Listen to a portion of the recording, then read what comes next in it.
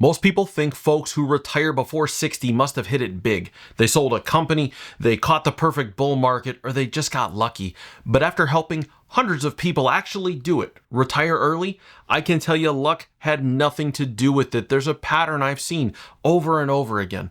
And once you understand it, retiring early stops feeling like a pipe dream and starts looking like a plan. In this video, I'm going to show you what actually worked, the 4 planks that build a bridge to freedom at 58. No gimmicks, no overnight miracles, just a step-by-step structure anyone can build if they follow the right steps. Now let me ask you, have you ever watched someone announce they're retiring early and your first thought was like, what do they know that I don't? How come they get to retire early? Most people imagine that it's a big leap, one big dramatic jump from working to not working, but here's the truth. The ones who make it safely across didn't leap. They built a bridge, one steady plank at a time. Now that first plank, and maybe the most important one, is what I call the paycheck mindset. People spend decades being accumulators. They're taught that success equals one thing, the size of their portfolio. And it certainly feels good. Watching that balance grow feels like the reward, but it's not. The reward isn't the money. The reward is what you can do with the money. And that's something that early retirees have already figured out. They understand how to flip the switch from an accumulation mindset into a paycheck mindset. They stop asking things like, how big is my nest egg? And start asking questions like, how do I turn what I already have into income that can replace my paycheck? Think of it like building the foundation of a bridge. You don't start with fancy decorations. You start with the part that actually holds the weight. Now, I'm not an engineer, so sorry for losing the metaphor here. If you're an engineer and you want to educate me, feel free to drop me a line and explain what the first step to building an actual bridge is.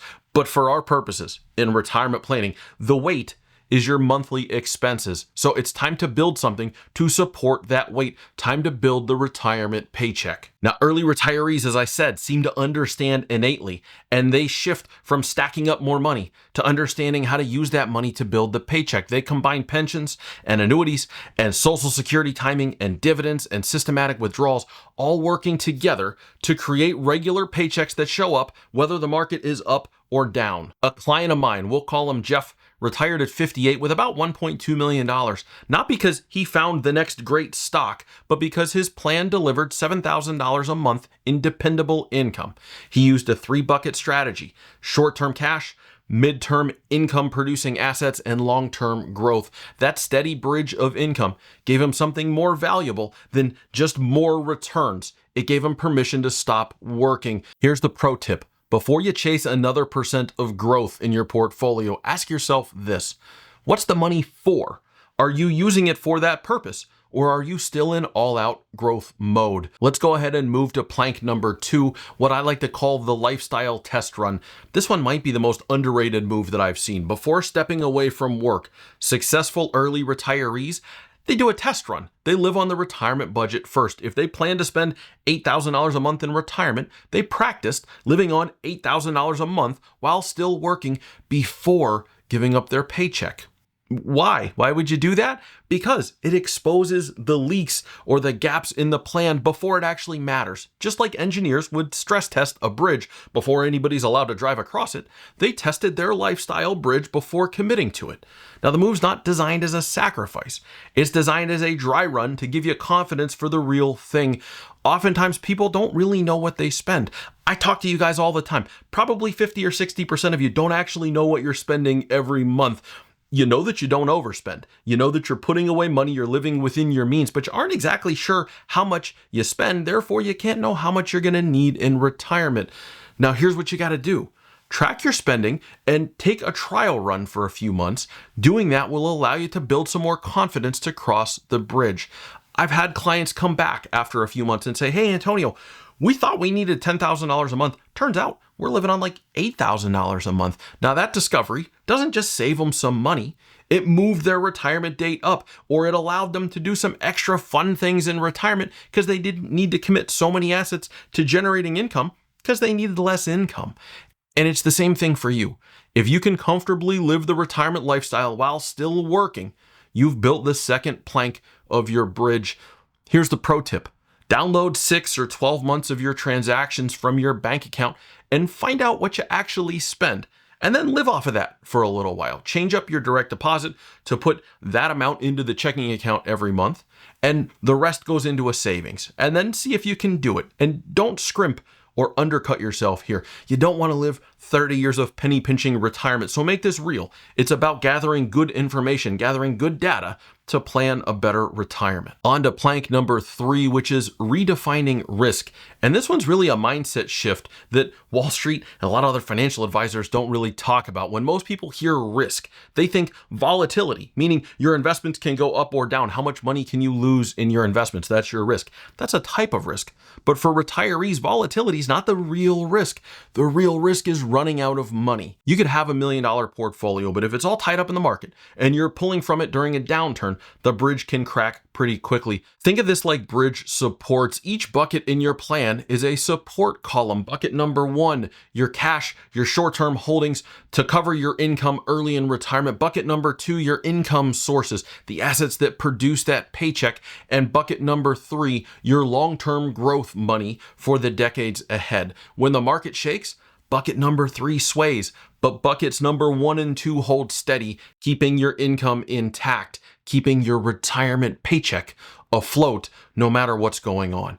That's how you retire at 58 without white knuckling every headline and every market dip. You've built redundancy into your bridge. And here's the kicker. Early retirees who understand this feel less anxious during volatile times, not more, because they know what the bridge is built for.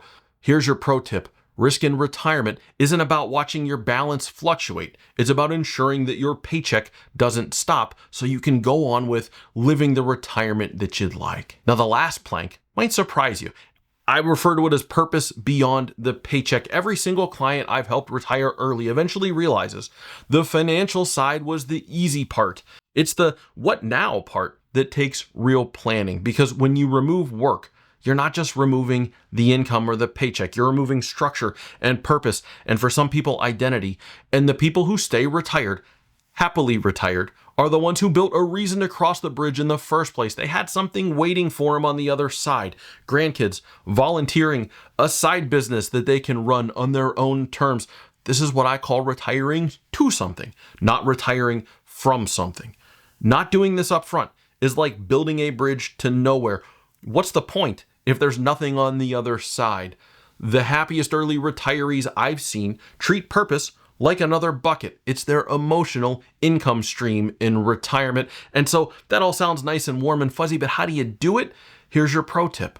Start by writing this stuff down. 2 lists, the daily list and the bucket list. Take a piece of paper or an app in your phone and start writing down what you could be retiring to. Ask yourself what you want to do in retirement. Our brains are like heat-seeking missiles. When you ask yourself a question, your subconscious immediately gets to work answering it, and you'll start getting these random pop-in ideas of what you want your retirement to be. Now, the 2 lists here is key. 1 is the day-to-day list. I'd like to go get coffee with my friends on Tuesday mornings. I'd like to go for more walks. I'd like to join an art class or a pickleball league. These are basic pieces of life that will help your retirement feel full. The second list is the big bucket list stuff. You go to Disney with the grandkids, you take a Mediterranean cruise, the big goals. It's super important to have them, but sometimes people only focus on that and they leave the day-to-day very fuzzy, which quickly turns into nothing. Filling up those lists before you call it quits and filling your future in retirement helps you have a retirement well lived. So let's zoom out. Why do these 4 planks work to help you retire early? It's because if you do these, you stop playing Wall Street roulette, you stop chasing growth at all costs, and you start building a plan designed for life, not a spreadsheet. Folks that do this treat retirement not as a finish line, but as a crossing. I've always viewed retirement kind of like commencement. You remember that from high school? Your senior year, right before graduation, you have a commencement ceremony. And I remember as a high school senior thinking, oh, this is the end. This is the end of something. But that word commencement is actually the beginning of something. It was the beginning of your life outside of school. It was taking your first steps into adulthood. Retirement is another commencement. It's not the end. It's the beginning, but you have to treat it as such. It's not a finish line.